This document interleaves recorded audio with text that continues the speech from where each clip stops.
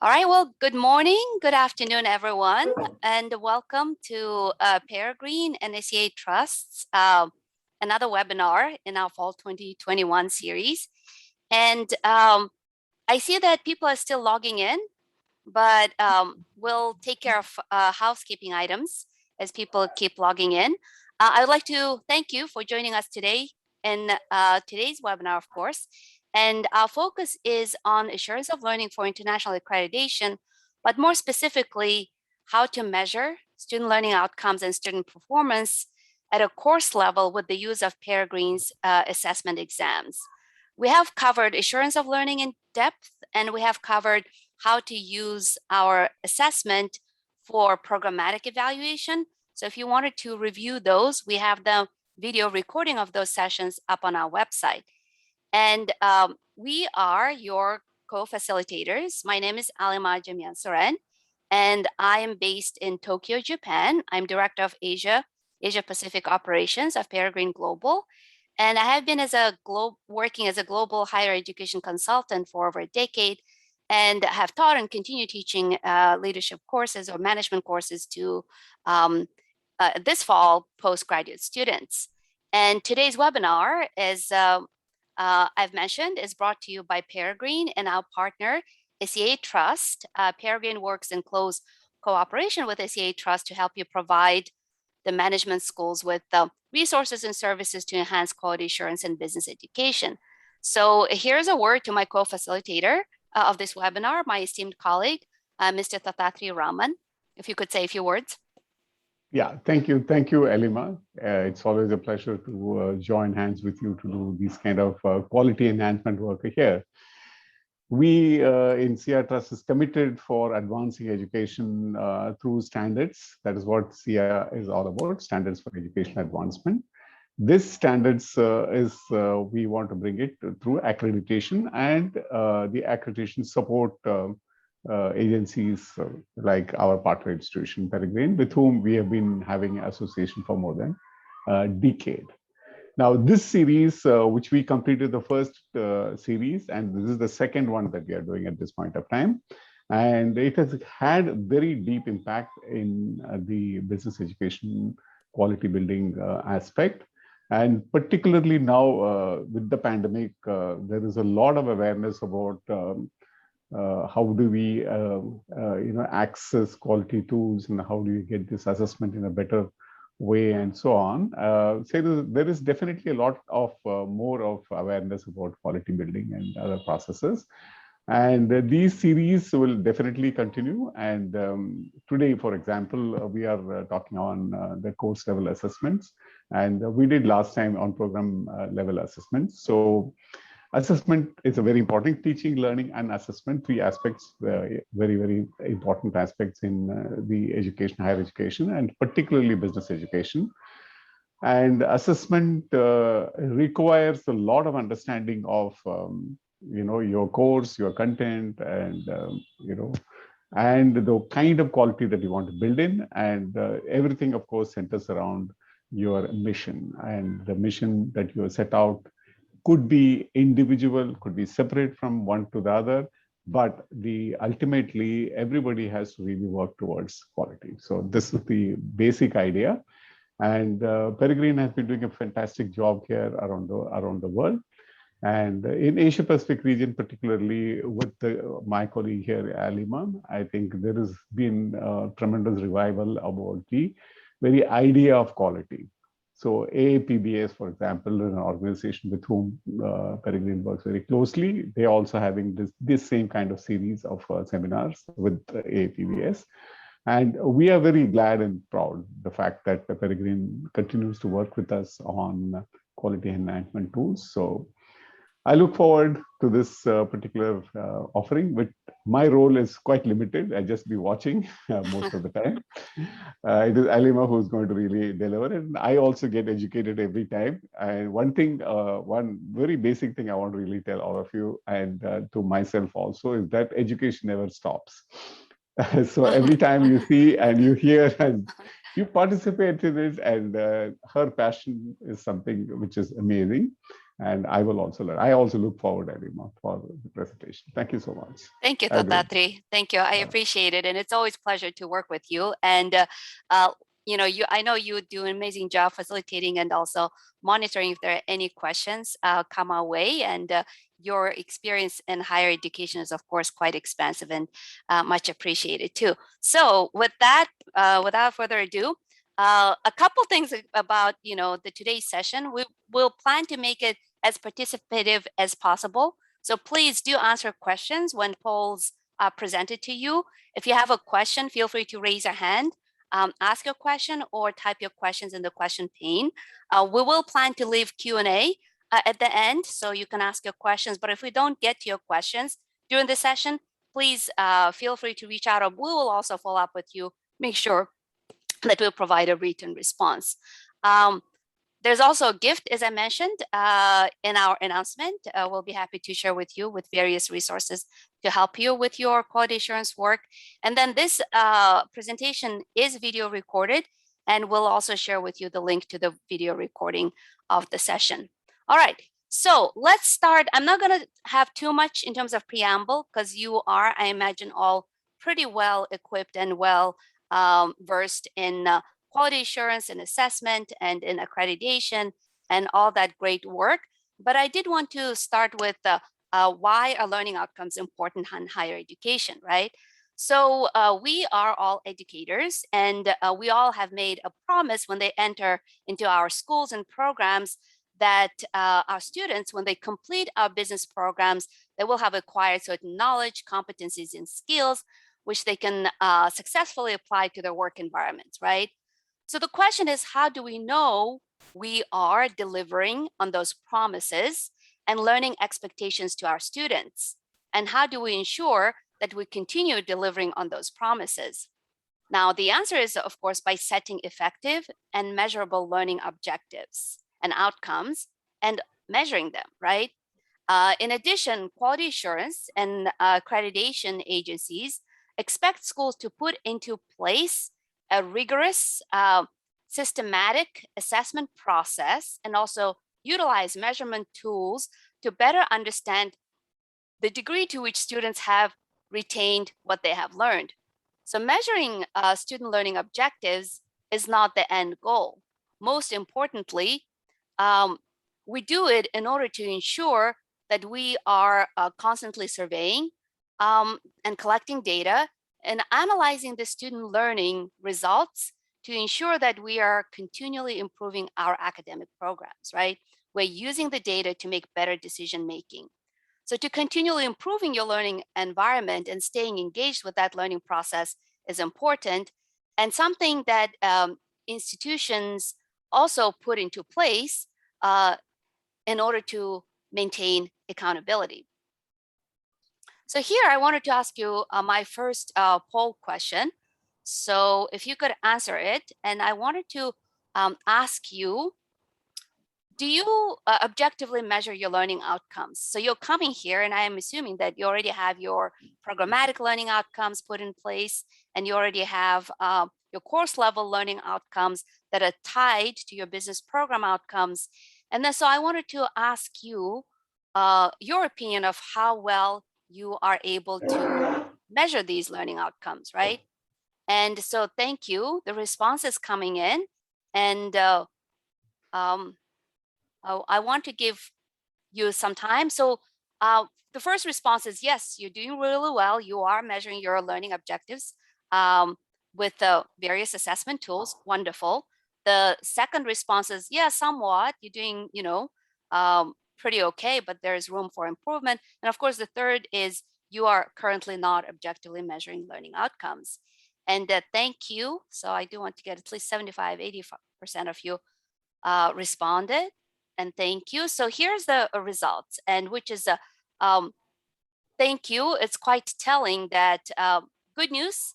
67% of you feel you're doing good job with measuring your learning outcomes, and then another third said that no, you're currently not measuring them objectively. And so, welcome to our webinar. You have come to the right place, and hopefully, you will walk away with some ideas that help you to mitigate that situation. All right. So then just to cover, you know this all too well, of course, there are two types of assessments, right? We all do formative assessments pretty well, and which is the course level assessment that are integral part to the learning process. But I'm glad that a third of you here to work with improving or put in place some more formal and better ways of incorporating formative assessment into your course. And then we use the formative assessment results to evaluate and improve student learning, right? We can also enhance our students' intrinsic motivation, their desire to learn using our formative assessment results. And then at the end of the day, an effective formative assessment contributes to improvements not only in learning, but also in our teaching, right? And then today is a little unique sort of a webinar for us that we haven't discussed course level utilization of Peregrine's assessment tool, and which is quite available and flexible tool, and we can apply it in this way. So I'm happy to discuss with you and share this idea and also get your feedback as to what your thoughts are. And another area of assessment, as you know all too well, is of course summative, right? So that's program level assessments, which occur at the end of the student's learning experience at our business programs in schools, right? It is used for accountability of the academic program to improve learning. And quite often it is done on a pre and post test format to demonstrate the value added of the business program into students' knowledge base. And then the summative measures typically provide evidence of integrated knowledge and retained knowledge, right? So another review is we all also utilize various measures of student learning. And there are two, also types of measures, which is direct and indirect measures, right? And most assessment plans include both. So you can do the direct measure of learning utilizing a comprehensive assessment tool that could be offered to the students as an embedded assessment or as a standalone exam. So direct measurement results, we are of course directly measuring students' knowledge, and they generally used to support continuous improvement at the institution, at the program, and of course to evaluate your individual courses as well. Now, indirect measures provide a view of student learning. So for example, attitudes, perceptions, feelings, and values, they imply student learning by employing self-reported data and reports, right? So indirect measures help to substantiate instances of student learning and include surveys, interviews, course evaluations. You can also use reports on retention, graduation, and placement, and so forth. So these measures, of course, the indirect measures, are commonly used in conjunction with direct measure of student learning. So I wanted to share with you, just to cover the ground and we're on the same page, the learning outcomes assessment process. And as many of you, I imagine, are quite familiar with the Deming cycle of quality improvement, which includes a plan, do, check, and action framework that has been used for quality assurance in many industries across the globe, right? But we have adapted this framework to fit it to higher education and specifically to continuous improvement of student learning. So I find it provides an effective, a systematic way to review and make the most out of learning outcomes assessment data for better decision making, right? So, it's very typical. We start with the plan step. And as you know all too well, I'm sure one of the most important parts of this cycle is to establish clear learning outcomes. And then these learning outcomes are established, of course, at a university level sometimes, or school, college level, definitely on program level, and then kind of goes down to course level, which is in alignment with program level learning outcomes, right? And we need to determine what is it that we want students to know and be able to do at the end of your individual course as part of the entire academic program. So the next stage is once you have identified your learning outcomes successfully, you want to be able to make sure that each learning outcome has a corresponding objective, right? A measurable, simple, and effective benchmarks that you set for each of the learning outcomes. And then also you will need to work and decide and specify the assessments that are used to measure each of the different learning outcomes. And that's why you're here today. And I hope we will have really great discussion to help you identify how we can help you with the solution that we are offering here. So the assessment tools, right, and then the learning outcomes, along with its objectives and benchmarks, go together, since the tools you use to assess will often dictate the objectives and benchmarks you will choose, right? So we're moving next around our circle and around our cycle, continuous improvement cycle. So we have identified our outcomes and our objectives and considered a process, assessment process. So now we want to move to the next stage, which is collection and analysis, right? And after that, the most important part is, of course, the sharing results and making changes part, along with the action. So, I mean, all these stages are quite important, and they together, complete the cycle. So, our objective, of course, in the last two stages is to make sure that all the work we have put into this process is used to uncover our strengths and weaknesses and help us decide if we want to address them, right? Those strengths and opportunities we have identified. And if so, how do we do it? So today's focus is, of course, on the last stage of the Deming cycle. So making changes and improvements into our academic courses and programs and continue the process to see if we have closed the loop. So, so how to use the data, right? The whole point is how to get some actionable and usable data and metrics to help you improve your delivery of the course and the content and learning to your students. So here, I'd like to ask you another poll question. And this time, I would like to learn from you what types of assessment instruments do you employ at your business programs for measuring your intended student learning outcomes? Do you have internally developed assessment tools and exams, or do you employ externally developed or some kind of tools that are coming to you from the outside? In terms of measures, I want to learn, what is the ratio of direct measures you might have, or maybe indirect measures. So good news is, as the answers keep coming in, no one so far, okay, I'm not going to bias anyone yet, but I'm glad to learn that you are doing well in terms of internally developed assessment tools, right? We all have it, all faculty have developed it, so that's not a big surprise.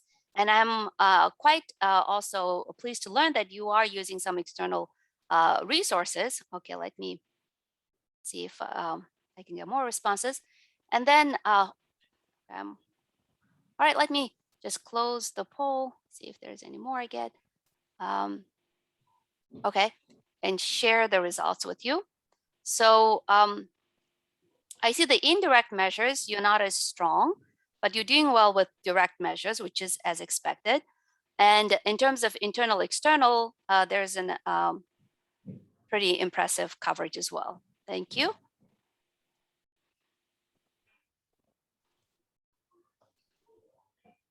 All right, so we have talked about the continuous improvement cycle, right?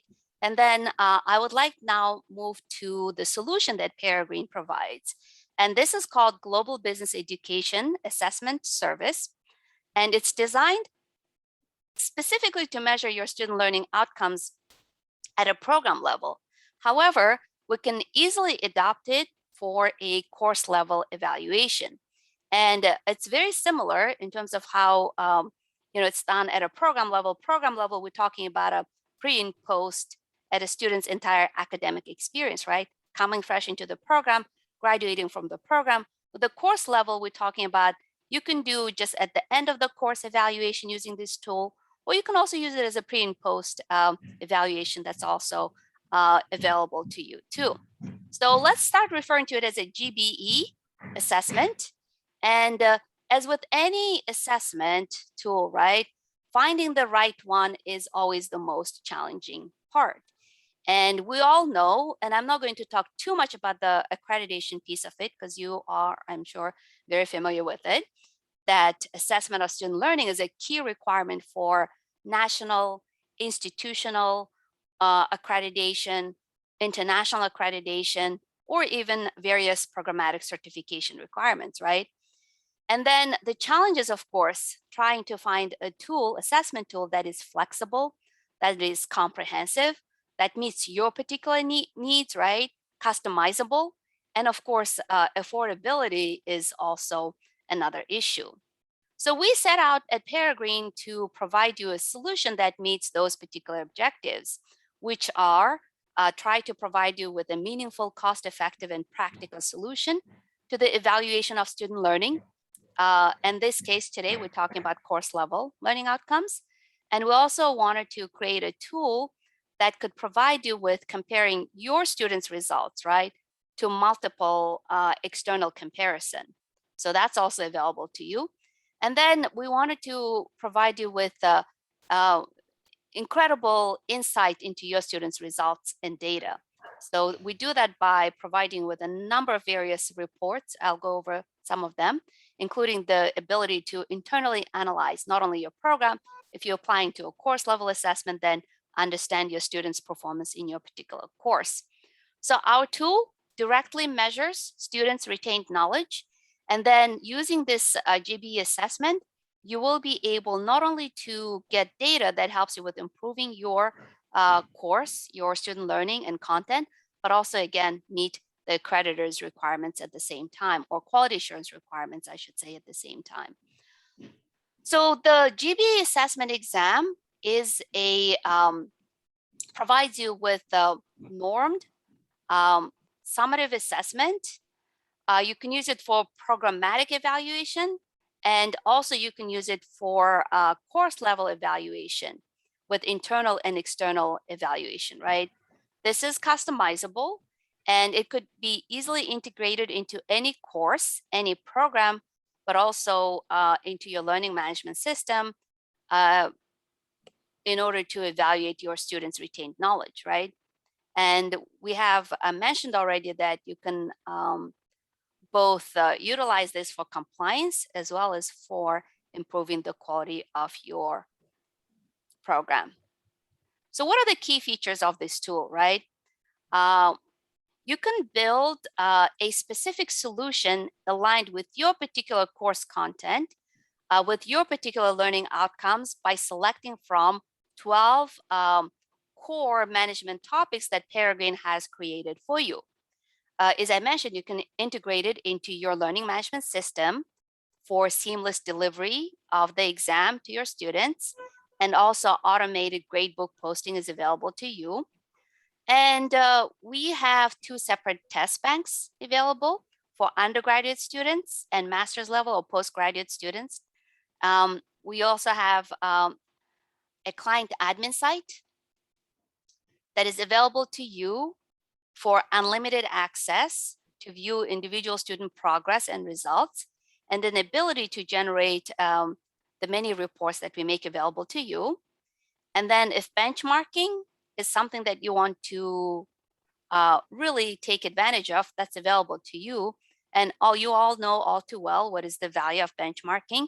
It's one thing your students are performing in their own bubble, but it's another when you compare your students' results against averages of like institutions or regional averages or national averages, then you will be able to see where your students' performance levels are truly, right? And we have designed GBE assessment exam so you can offer it to your students without hiring an extra proctor.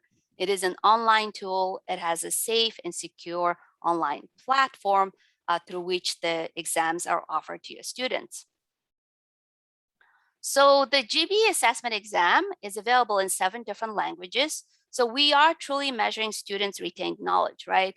not students' proficiency in English. But more importantly, our test banks are not US centric or US specific. So our examples are not US focused. So we're truly measuring students' knowledge in management and core business topics. And because these exams are offered in, native languages of our students mostly, of the schools located outside of the US, then that's how we're able to provide you with external comparison data, right? Comparing various students' results across regions, across countries, and across different institutional characteristics. So this is the list of the 12 business topics that we have available to you. So the difference between the program level assessment exam and a course level assessment exam would be on a program level assessment, typically a business school selects anywhere from 10 to 12 to 15 core business topics, right? Management topics. But for a course level evaluation, what you will do is you'll probably have one accounting assessment, right? And there you decide how many questions to include on that course level assessment.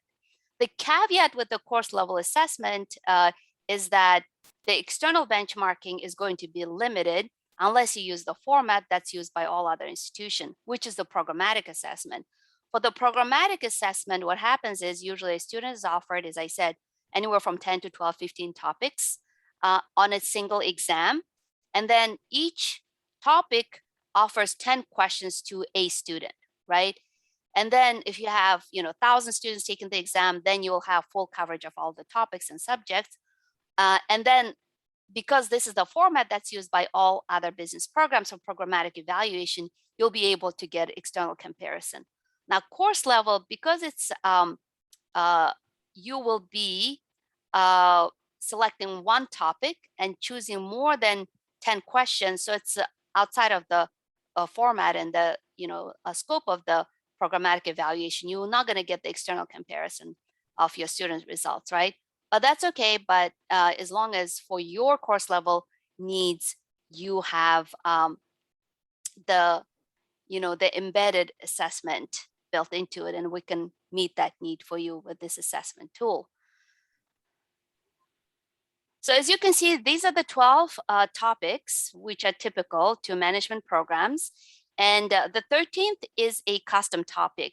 And it could be your institution's custom topic. So I like to mention an example of our partner school, client school, the Fashion Institute of Technology, that offers fashion merchandising as one of their topics, right?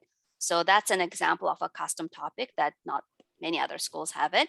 But here's extra exam topics we have available for the schools located in India.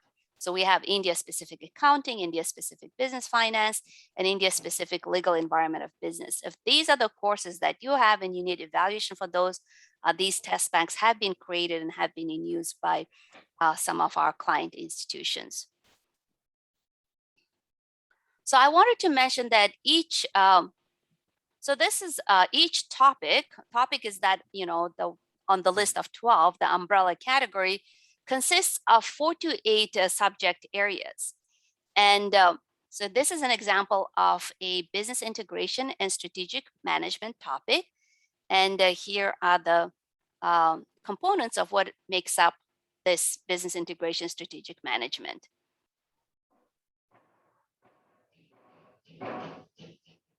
So I've mentioned that for especially programmatic evaluation, the pre and post assessment exam format is quite typical. And so that's, we call it the inbound outbound assessment approach. The comparison of inbound and outbound exam scores provides you with direct measure of learning, or the value added of your program, right, into students' knowledge base. With the course level evaluation, you can definitely do conduct pre and post course level assessment, but I would imagine most often you might want to, utilize the GB assessment as an end of course evaluation. Of course, we're happy to work with you and make sure that whatever form and format serves best your needs. But that's sort of something we can determine after we talk individually with what you might need. And then we talked about academic benchmarking with the results of other institutions. Again, this is done when you use the standard format of the programmatic assessment.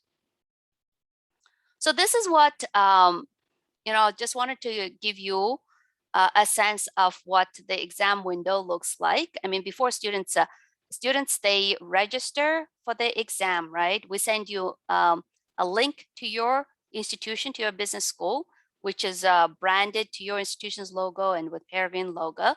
And then the students go through self-registration process. And when they register and they get asked, do you want to start the exam? So when they say they want to start the exam, this is the prompt that they receive. So usually, typically, as I said, for a program level assessment, there are 10 questions per topic. But for a course level, you would probably want to select anywhere from 20 to 35 to 50, whatever your needs might be. And then you can also include multiple topics if you have a sort of cross-sectional, the course that crosses over multiple subjects. You can have multiple topics included in one exam. And then, so it's quite customizable, right? So this is talking about typical programmatic assessment. And once a student starts the exam process, they typically are allowed 2 15-minute breaks during the assessment. Each question is typically timed to 3 minutes to complete. And students have to record the answer in order to proceed to the next exam question. And the system does not let the students to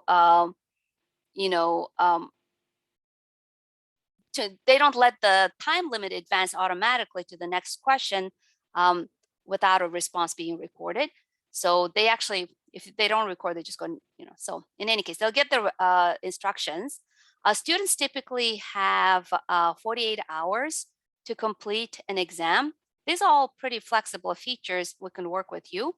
But good thing is, as I said, they can take 2 15-minute breaks, and they can also have 2 extra log back in allowances. So in case if there's a power failure, if the computer runs out of battery, they'll be able to log back into the exam. So at the end of the exam, when students complete it, they do receive a completion certificate.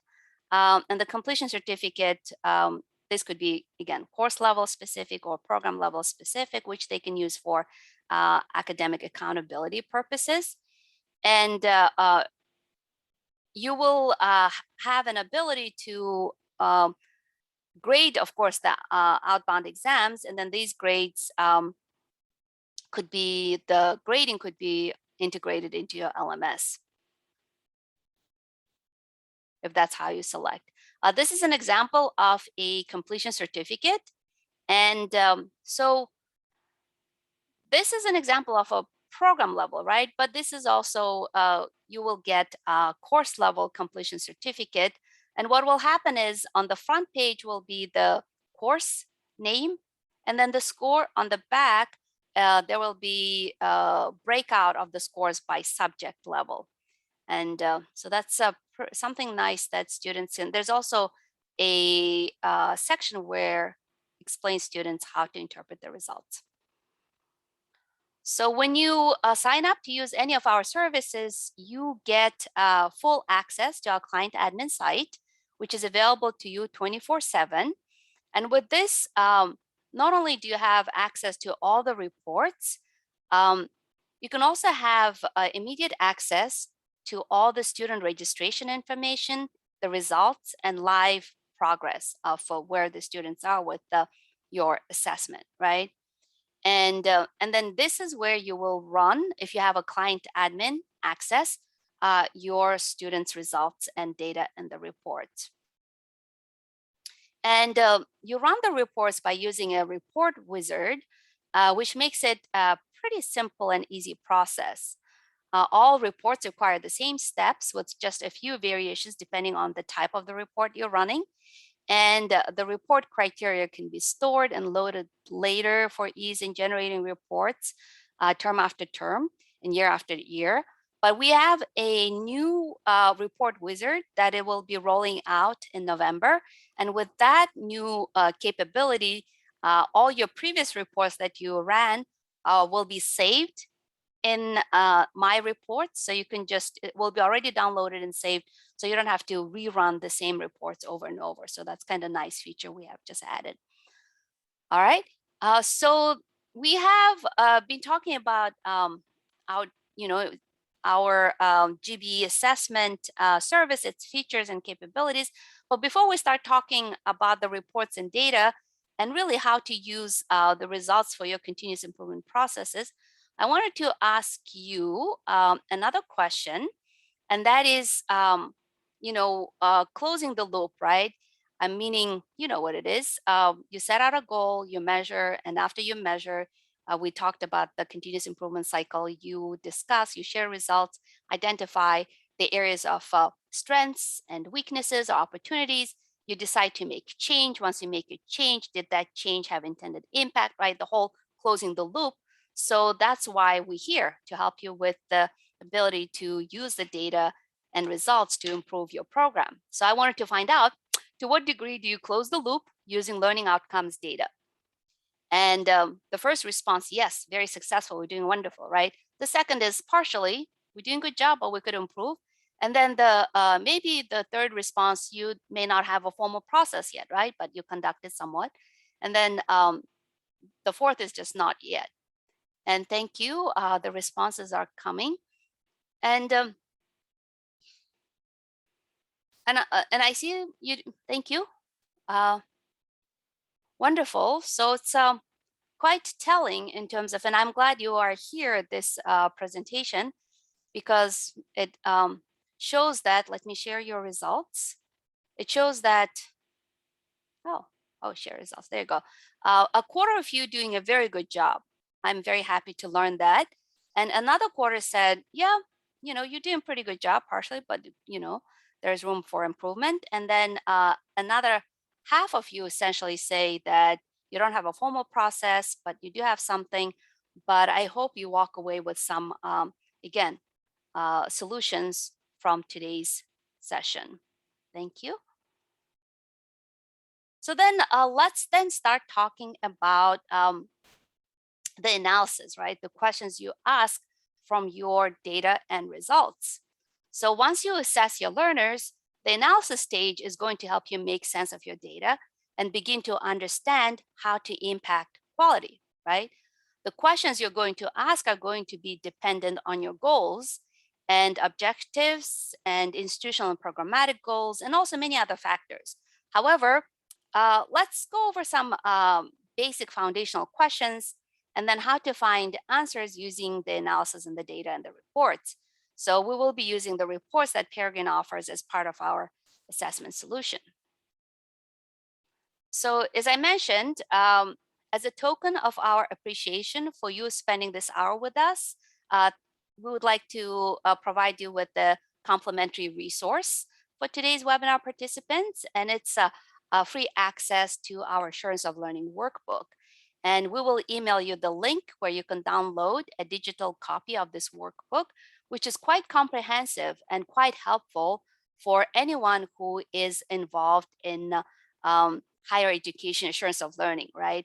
For anyone who wants to learn and gain additional information about the assurance of learning process for continuous quality improvement. I'll also provide you with the access to the GB assessment exam, where you could guest access, where you can really get an experience of the tool, how to use it, and how it actually runs.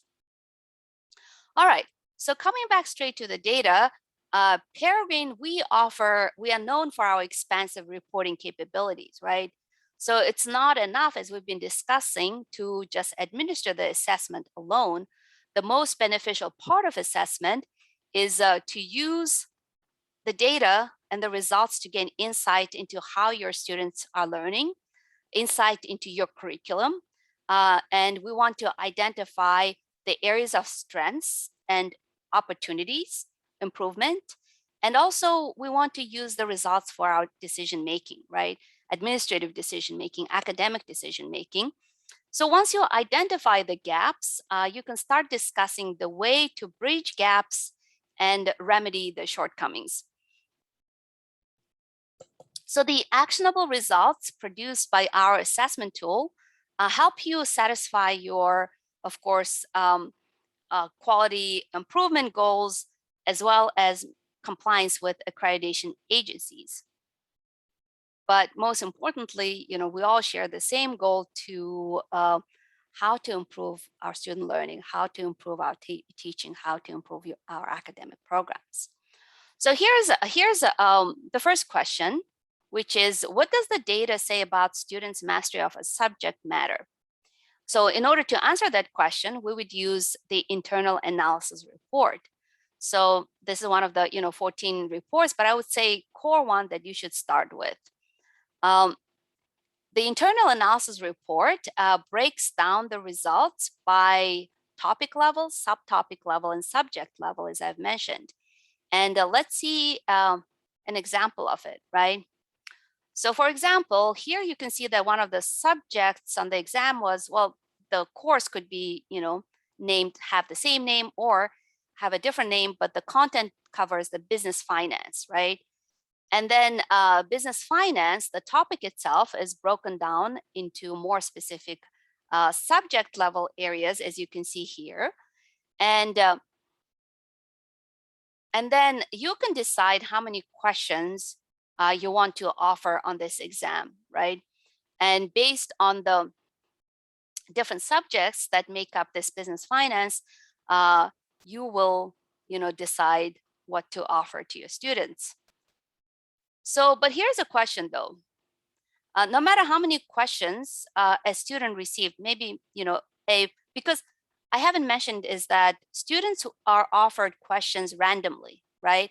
So even if you select, say, 30 question assessment exam, individual students will be getting different questions. And so it could happen that, students receive different questions on different topics. So we cannot tell you if there's going to be evenly distributed or if not evenly distributed, but most likely because we're doing course level evaluation, students will get better coverage than, say, the programmatic exams. But overall, for your course evaluation, for your class evaluation, right? Even though if an individual student received 3 questions related to tax rates, tax codes, but maybe 0 questions related to interest and dividends, for your class evaluation, you'll get the coverage for all the topical areas. But it's kind of interesting because, as I said, course level evaluation is something that is quite unique. And I'm also happy to learn with you how it's done, how it's conducted, and really work with you. So it's kind of exciting if you are one of those schools that want to pilot and launch it and try it out with your institution. So here's an example of our Outbound exam summary. So we have the 12 topics, all of them, right? And then it tells you a number of questions offered on each topic to your students. And you also can get that for individual students as well, for your course, for your subject is what we're doing. And then there's also data on number of questions offered, number of questions answered correctly, frequency correct. And then we also provide you percentile rank for each individual category. And then if you wanted to set some benchmarks in terms of improved results, we'll provide you the performance scores that correspond to different percentile ranks, right? So if your student, your class performed at 45th percentile, you wanted to improve the results to the 50th. And then in Excel file, you'll get a lot more detailed data. You can see by how many percentage points you would need to increase the results by. So you can see that by organizing data down this way, you'll be able to really answer the question of what does the data say about our learners' mastery of subject matter.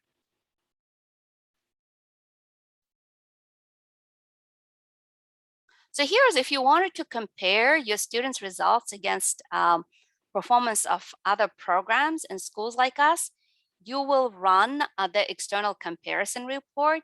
And again, this is more relevant for programmatic evaluation to make sure that the same instrument is compared to the other instrument.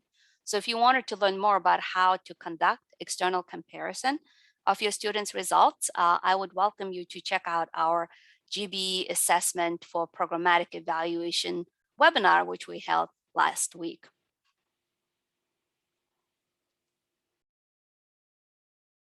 So here's another, I think the percentage of you who responded, whether you use indirect measures of learning, was the lowest. So here I wanted to share with you this one in particular, because the question we want to answer is, what is your learner's perception of the value of your course? So that's indirect measure of learning, right? So So you want to learn, of course, analyze both the qualitative and quantitative measures in order to answer this question, right? So you might have a student survey results that ask questions related to their knowledge and also value of the program. You can also compare students' knowledge growth over the course of the program. And so what can you use? We actually offer you a complimentary service to include student survey into the outbound exam, right? So in your student survey, it's a very versatile and flexible tool. You can have questions of different types, Likert scale, multiple choice, true or false, or even open-ended. And then you can ask questions that provide you with the answers to the indirect measures of learning, right? We talked about it. So, and we also offer you a summary of the student survey results. If you do course level pre and post test, then you can have individual pairwise report that shows individual students' progress. So that's something that you can also use. And then if you are using the format for programmatic evaluation, you can also use external analysis data. So we have a longitudinal analysis report. Again, if you're doing a program level assessment, you can run this report and see how successfully you have been able to close the loop. For your individual courses, once you have implemented the GB assessment for your course level evaluation and multiple courses, and if you have made any changes to content, to curriculum, or to maybe even a textbook choice, or added different assignments and group activities, then you'll be able to see over time if the changes you've made have had the intended impact, right? So that's your trend analysis report. And this is a sample of that report is shown on this page. So this one is comparing your students' results, and the different averages are for different types of aggregates that we have. And then this is actually a really cool and interesting report I can share with you, because we are trying to identify gaps, right? We're trying to understand the data and student performance data specifically to be able to identify gaps, if any there exists, right? And the response distractor report is something that I would advise you to use it as a last step. So you have reviewed your internal analysis report to understand how your students performed on your course level, evaluation with the subjects broken down. And then, of course, after having established you have good sample, and after having established you have trend, that's not a fluke, that's a true trend. And then after you establish that certain components that make up your course are areas of focus, and you actually do devote, and it's part of your learning outcomes, you come to this report. And you want to understand why your students answer questions incorrectly, right? So we have used what's called response distractors and coded each of the incorrect responses to one of the 5 types of them. And so we wanted to understand, are students making errors due to fact-based, concept-based, conclusion-based, or interpretation-based, or calculation-based mistakes? Because we assume when students are taking this exam, even when they select the incorrect responses, they have gone through an exercise of critical thinking, evaluation, interpretation. So they selected it with reason, even if it's an incorrect response. So what we do is we compare your student's sample to the test bank sample, because in our test bank, we coded each of the incorrect responses to one of these one of these 5 types of response distractors. So whenever there's a statistically significant difference between your sample and the test bank sample, and also and the next group of tables is comparing your student sample against, if you compare it to a comparative pool, then how to interpret this. So whenever your students are answering questions incorrectly at a higher frequency than the test bank sample and statistically significant, then we highlighted, as I mentioned. So for example, let's look at a area that's here. Accounting, right? So for accounting, your students making errors at a higher frequency due to, for example, calculation-based error than the test bank sample.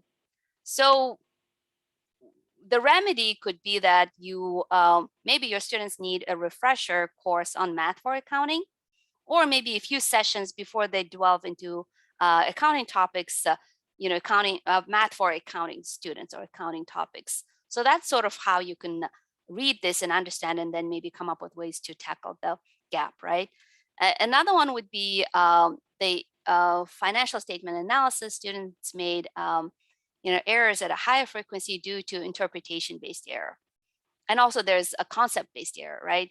In that case, the remedy could be maybe you can add some assignments or group activity that helps the students to hone their critical thinking skills, right? To get deeper into analyzing and understand the concepts, also interpreting the content and so forth. So that's kind of really cool, nifty report that only Peregrine provides. There's no one else who has this capability. And then here, just I wanted to share a couple graphs that our team has come up together. So we wanted to see if there was a trend with schools who used our assessment data for at least 6 years consecutively, right? So we analyzed data from 7 schools that were selected for the bachelor's level evaluation. And we were able to incorporate multiple groups of students and to increase actually the sample size. So if you look at the graphs, you see that there is a positive trend in scores over time. For the master's level, we selected 2 schools who have been for over a 6-year period. And the results show again a positive trend. So this suggests that schools are using the assessment results to make changes in the programs and improve the quality of higher education. And this is sort of really a good story for us. So in summary, the GB assessment tool provides you with a practical solution to evaluate your programmatic learning outcomes, and also for your course level assessments will provide you with actionable data that you can use for your improvement of the course, right?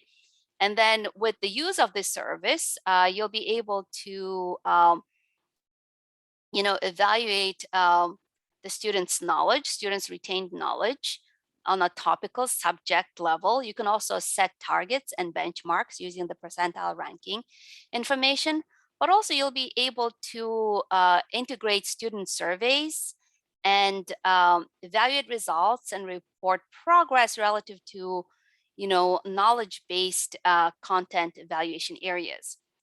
But then of course the value of the service comes in the form of using the data, the usable and helpful data for identifying the areas of strengths, but also the areas of improvement, and really helping you to direct you to the ways to mitigate the shortcomings if you identify any. So with our expansive reporting capabilities, you will be able to get data that helps you with better decision making. So here I wanted, oh gosh, time flies fast. I wanted to ask you my last poll question, and then how can we help you, right? Would you like to receive, please let me know, a guest access to the GBE assessment exam? If you want to receive a link to the free copy of the AOL workbook, please let me know. If you're ready, when you're ready to have a call to discuss with me the assessment issues or solutions, I'll be happy to schedule it with you and or with your team. And then if you wanted to continue receiving more email with communications about our solutions, updates to solutions, and reporting capabilities, please let me know. And thank you. Oh, I got a 80% response on that one. And then with that, if you have any questions, we're ready. And Tathatri, did you have some, while people are thinking and typing their questions, did you have some words to add? You are on the mute. Yeah. I don't see anyone writing any questions or whatever here. Just one quick thing that I want to really tell is that whichever accreditation that you take up, or even normal assessment, what we really require is data, usable data. Usable data, and which is to a large extent, if it is already analyzed and offered as reports, I think that's the best thing you can ever have. So it's like a completely made coffee, not simply milk, coffee, sugar, everything else separate. So it's something like this. So GB, personally, I've seen is that whoever has used the GB have definitely benefited big time, not just in international accreditation, for which usually I recommend that you take up GBE, but then I've seen many schools are using the local accreditation like NB or NAC also. This data will be very useful. And more than all of that, it is very important for the faculty to use the reports that we were talking about, the 14 reports that you are specifically explaining, especially the response distractor report. This should be really analyzed in faculty meeting on course evaluation to a large extent to improve things around. And even for student feedback as to how exactly they are progressing, not necessarily assurance of learning in a formal sense of the term, even on a normal basis. These reports definitely help faculty big time. See, ultimately, it's all boils down to knowing who your students are in front of you and what is the kind of course that you're teaching, whether it's relevant or not so relevant, and so on. These are the intrinsic questions that people keep on asking all the time. So there has to be some tool, some platform in which you should be able to really get this kind of information. I find that using these kind of reports, these kind of tools, and this kind of processes, it really helps. And most important thing, there has to be consistency. So you can't just give one exam in 1 year and then say that, okay, next year we'll see about it. No. If you continue to do it, say, for example, the report just now, Alima, you are just mentioning about 6 years or 7 years continuous data. That is very, very important for us to understand exactly where we are. So consistency of data, consistency in terms of following up on the data that is available to you, understanding the data. These are all the most important aspects of understanding how the assessment process can work. Like, for example, when you were discussing it just now, we were talking mostly about programmatic assessment, and also we were talking in terms of saying, okay, this could be applied, these tools could be applied for course level assessment. So basically, this difference, faculty really understands what is program, what is course, and which should be used at what point of time, and so on. But ready-made results like this would be greatly useful for this kind of debate.